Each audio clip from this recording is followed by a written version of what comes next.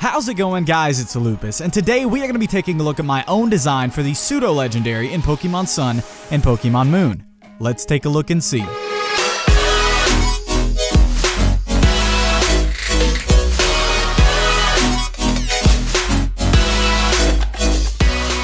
Alright, so something here needs to change. What is it? Oh, I know. This.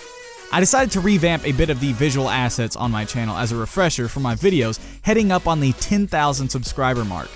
Man, I can't believe I'm saying that. But thank you guys.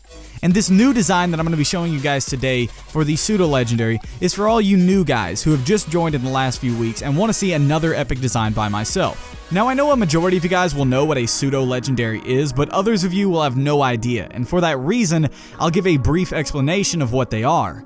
Firstly, they aren't actually legendaries, but they are called that because of their high over 600 base stat total.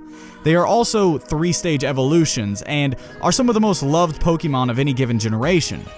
They include Dragonite, Tyranitar, Salamence, Metagross, Garchomp, Hydreigon, and Goodra.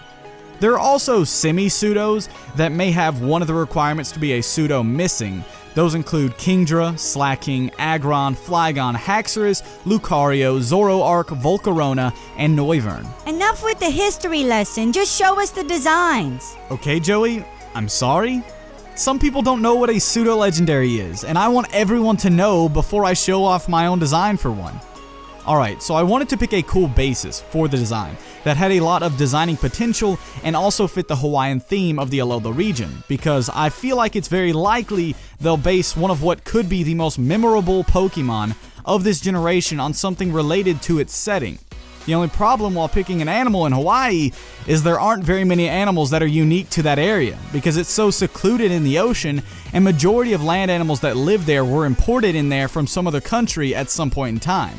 So instead, I decided to base it off of some Hawaiian legend, and there aren't very many that I felt could be adapted into Pokemon, and some of them I wanted to save for other designs I have planned in the future. The only one that really seemed to work for me was something called the Nanaue, which is a humanoid shark creature. Basically, some king of the sharks transformed into a man, and fell in love with a Hawaiian woman, having a child, and some way or another their child became a crossbreed between a man and a shark. The main qualm I had in picking this is that Garchomp, another pseudo, is partially based off of a hammerhead shark, and if I was gonna do this, I really had to make him different, and I feel like I accomplished that pretty well. I said enough of the history lessons. Damn, Joey, would you just chill? A lot of people love the explanation I make behind my logic, because you do learn a thing or two that can really make people think more on the topic. But you're right, it is time to show the designs, and here's the first stage.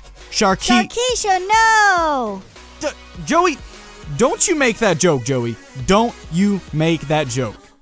It's Kiki, and obviously, he's a little baby shark.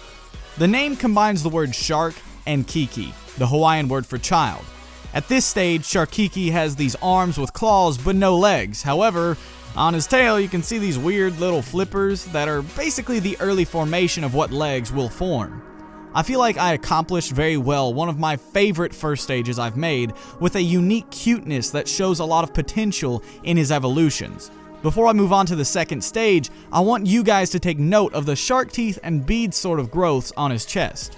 Now on to the second evolution, Sharkoa. Is that a dabbing shark? Oh my god, Joey, please stop. You're killing me today, man. No, he's not dabbing.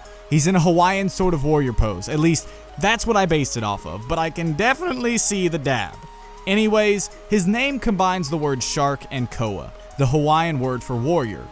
In this stage, he has grown full-on legs, he's got a more humanoid stance, and he also now has more shark teeth and beads on his chest.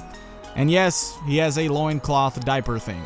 Before you, or Joey, start ranting about how you don't like clothing on any kind of Pokemon, it's been done before, it's likely to be done again, and I personally feel like this ties it all together. You can dislike it all you want, but please don't hate me. Please don't hate me. Now on to the final and last stage, we have Shark Kahuna. Basically the big kahuna of sharks. Obviously his name is a combination of shark once again with kahuna, the Hawaiian word for a wise chief. In this final stage, Shark Kahuna has become much bigger, much more intimidating, but also looks like a wise leader. The loincloth has taken a much more matured shape, I guess you could say, and his shark tooth necklace again has gained more teeth and more beads. Type-wise, I was kind of split between different choices, because I definitely see a water fighting type in this, but I feel like it would be weird to see a water fighting starter and a pseudo of the same type. And I know that this is just a concept and the typing really doesn't matter, but I think Water Dragon would be a cool alternative that would fit more into the Sun and Moon theme. He'd be one of the only of that type as well, like Kingdra, but would obviously have a total over 600 base stat, and he'd also be more of a physical attack and defense role than Kingdra, serving the same type, but a different role. But yeah guys, that's my design for what I'd like to see visually in the Pseudo Legendary of Sun and Moon. I'd like to know what you guys think after looking at him, what his stats could be all around, keeping in mind that it has to have at least a 600 total. Anyways, that's all for this video. I hope you guys have enjoyed. If you guys did, then please be sure to like and subscribe if you haven't already. I'd love to hear all your opinions on my design in the comment section down below. But as always, this has been Lupus, and remember, stay gold.